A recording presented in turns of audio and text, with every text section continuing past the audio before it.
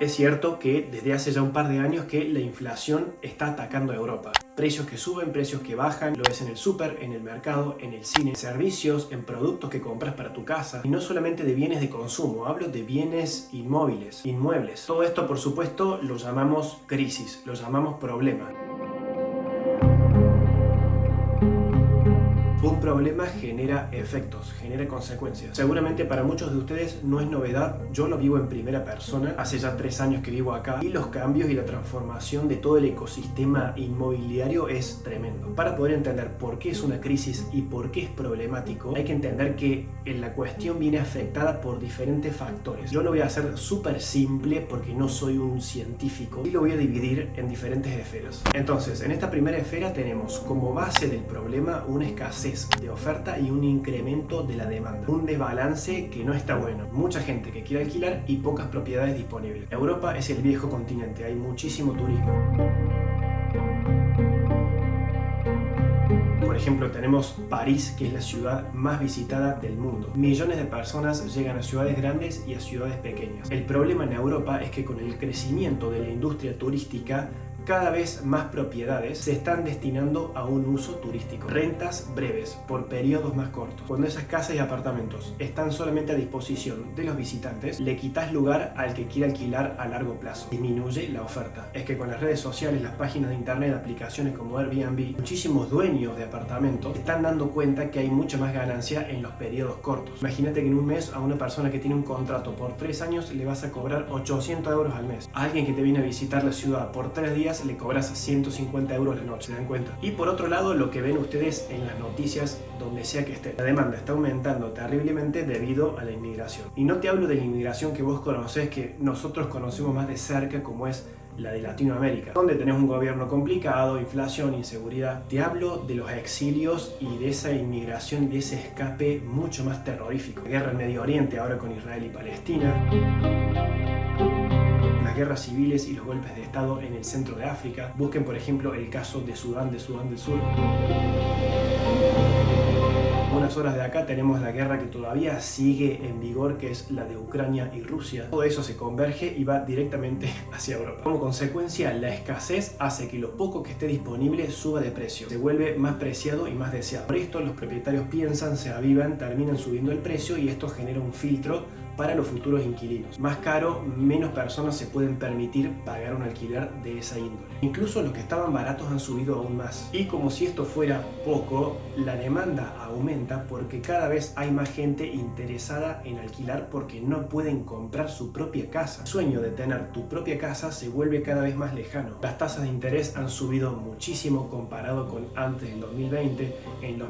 Del 2019 al 2022, 2023 han subido, el porcentaje es tremendo. Entonces el ciudadano europeo promedio no le queda otra opción que seguir contratando temporalmente. Una persona en Europa gana entre 800 y 1.300 euros al mes. Para comprar un inmueble que puede costar 100.000 euros tendrían que ahorrar decenas de años. Sin ir más lejos, yo a principios de este año, del 2023, enero-febrero, fui a varios bancos para averiguar el tema de las hipotecas porque yo estaba interesado en comprar algo y el porcentaje había subido tanto de interés, la tasa, que hasta los mismos bancarios, los mismos empleados me dijeron: mira, te conviene esperar un par de años a que baje porque está proyectado que va a bajar. Segunda esfera, nos preguntamos, ¿por qué no construimos? ¿Por qué no se construye más? Bueno, les tengo noticias, no se están construyendo viviendas. En Europa en general la inversión privada en construcción ha disminuido muchísimo y esto obviamente es por la inflación reciente y por los costos. Entonces, ¿qué pasa? Si no es privado, es estatal, es público, o sea, el Estado interviniendo. Pero acá nos chocamos con otro problema. Los gobiernos en diferentes estados europeos hace rato que vienen prometiendo proyectos de construcción de viviendas y demás que están frenados, se pausan. Vieron que los tiempos de lo público es como mucho más lento. Y como si esto fuera poco, me río porque son trabas, todo el tiempo trabas. Europa es Europa. ¿A qué me refiero? Muchas ciudades europeas son parte del patrimonio de la cultura de la humanidad. Son centros urbanos que tienen muchas regulaciones y normas. En muchos cascos históricos viejos de Europa tenés prohibido construir edificios que superen ciertos metros de altura. Lo mismo con la restauración. No podés tocar ciertos palacios o casonas antiguas. Son códigos urbanos que están instalados y son intocables, no los podés tachar y modificar. Sin ir más lejos, en Venecia, donde yo he vivido, me acuerdo que para poner un aire acondicionado tenías que, ataladrar un muro y olvídate, no podés. Es así esto lo he visto en Roma, lo he visto en Budapest. Y la tercera esfera, que es la que más me aburre a mí, porque es como que ya lo hablamos tanto que me secó, que es la pandemia, la cuarentena y el virus. Ya sé, ya lo dejamos atrás, ya pasó, lo superamos, pero dejó un efecto residual y el sector inmobiliario no se salvó de esto. Inmediatamente después de que se levantó hace un par de años el confinamiento en Europa, los precios de los alquileres comenzaron a subir. Y esto es porque durante el encierro la gente, lógicamente, estaba generando una burbuja de demanda. Y simultáneamente muchos propietarios en ese momento se les ocurrió que era un excelente momento para vender sus casas. Entonces terminan sacando sus bienes del mercado y por consiguiente bajó la oferta. Sí, es un casino, como decimos acá en Italia, es un quilombo. Pero es la conjunción de un montón de cosas que se fueron dando para que hoy... Esto no es todo. ¿Se acuerdan que cuando empecé hablando en este video me da gracia y me tiento porque hay más, todavía hay más, es pesado esto? Pero cuando empecé el video les dije que esto genera efectos secundarios, todo esto. Bueno, hay un tema interesante y es cómo se ve afectada la edad en que los jóvenes adultos dejan su casa para emanciparse y mudarse solos. El gráfico que les estoy mostrando ahora en pantalla muestra cómo los jóvenes adultos de entre 18 y 34 años que viven con sus padres ha ido mutando a lo largo de los años. Acá, por ejemplo, en Italia se sabe que las personas, los jóvenes, se demoran más en irse de la casa de sus padres. Es una cuestión cultural, ¿no? Sì, sono andata via, ecco, suoi 30, in circa quasi 31, insomma, quindi sì. Pero es innegable que en el resto del viejo continente sea una cuestión económica. O sea, no se van no solo porque tienen un salario que es bajo, sino porque no pueden costearse vivir solos. Fíjense la ecuación.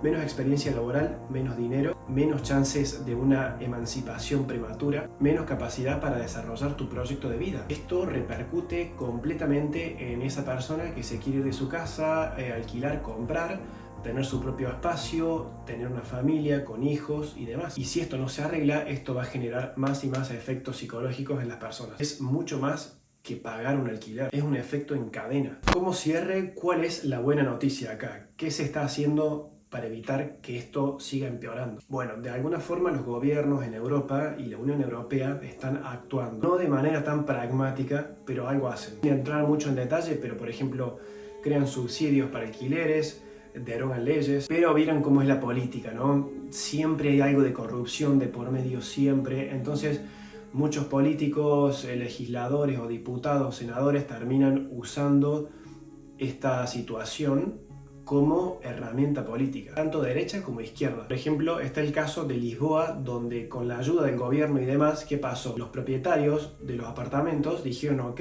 se viene una medida política, vamos a aumentar antes de que esto se aplique, antes de que esta ley sea realidad. Entonces subieron los precios. En Berlín también pasó algo parecido, pusieron límites a los precios de alquileres, pero las personas que alquilaban a largo plazo recibían precios más bajos y las que recién llegaban, los nuevos residentes, terminaban pagando precios más altos. Es complejo. Como todos los asuntos que tratamos en este canal, siempre espero lo mejor y deseo un buen futuro. Para mí hay que solucionar la cuestión de la renta turística. No está muy bueno que no haya una regulación más estricta y más sólida de parte del gobierno para con la renta turística. Llegas a una ciudad y no solamente te encontrás solamente turistas, sino que la población nativa de ese lugar se pierde. Los centros y las capitales europeas dejan de ser lo que eran. Entonces, reglas mucho más firmes para plataformas como Airbnb, por ejemplo. No que desaparezcan, porque prefiero un mercado variado, pero que no acaparen todo, porque si no se le pone un límite a eso, ¿dónde se termina? Lo mismo con las propiedades que están alquiladas en negro y no están declarando los ingresos, que también son para renta turística. Ocupan lugares que generan ingresos que después ni siquiera están blanqueados. O sea, si van a hacer las cosas, al menos háganlas bien. Y creo que tienen que hacer algo con la construcción. No puede ser que no pueda sacar adelante proyectos de manera más rápida. No me digan que la única opción que nos queda es volver a los paneles soviéticos, las famosas Khrushchevka. Materiales prefabricados que construís en un par de años y metes 200 familias. Si la solución es bajar la calidad y hacer las cosas mal, mejor no. Hay muchas cosas para solucionar, las aristas son un montón y hay que ir trabajando en cada una para que Europa sea un lugar más habitable y también para el futuro de las generaciones siguientes. Ese también es el problema. Europa es una población muy envejecida. Me preocupa mucho qué va a pasar con la gente que ahora tiene entre 20 y 35 años. No van a poder tener su casa nunca, no van a poder comprar nunca más nada. ¿Cómo se activa el sector inmobiliario si está tan estancado? Así están las cosas a fines del 2023 en Europa. Gracias por ver, suscríbanse, es la mejor forma de ayudar, y también compartiendo el video y comentando. Esas cosas son todo.